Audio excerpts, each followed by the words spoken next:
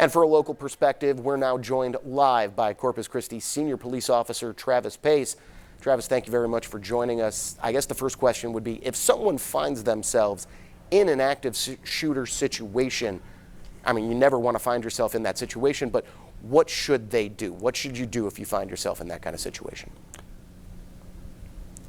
Well, ultimately, you have to have a plan. You know, unfortunately, today we have to think about this, and the simplistic approach is, if you can get away, get away.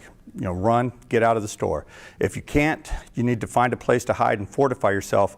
And, you know, through the whole process, you have to think about defending yourself, whether you're running, and that's fighting to save your life. So you have to have these approaches, have to think about these, have to plan, and have to rehearse it with your loved ones. If you get into a store, you hear gunfire, what am I going to do? How can I get out? If I can't get out, I'm grabbing stuff to defend myself in case I turn a corner and confront the suspect.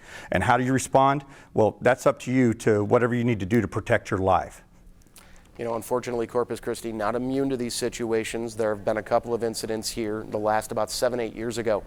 How much do you and your fellow officers dread hearing that call come over the radio, mass casualty, assistance needed, mass shooting event going on? Well, we never want to hear any kind of calls like this, but you know what we want our viewers and our citizens to understand is that protection of life is our highest priority with the police department. So we are going to get there as fast as we can to do whatever it takes to get the situation under control to protect as many lives as possible.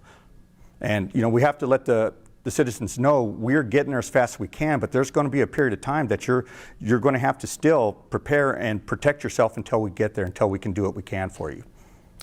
Now, how well are officers here prepared? What kind of training do they undergo, and how often do they undergo it?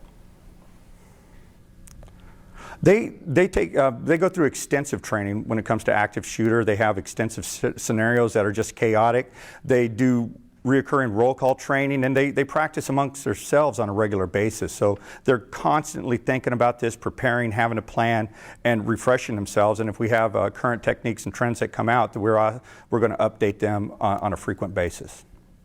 Travis, again, thank you so much for joining us. Fortunately, we're only talking about what would happen instead of what is happening. Again, thank you so much for taking some time for us. Right. All right, thank you. Thank you for having me.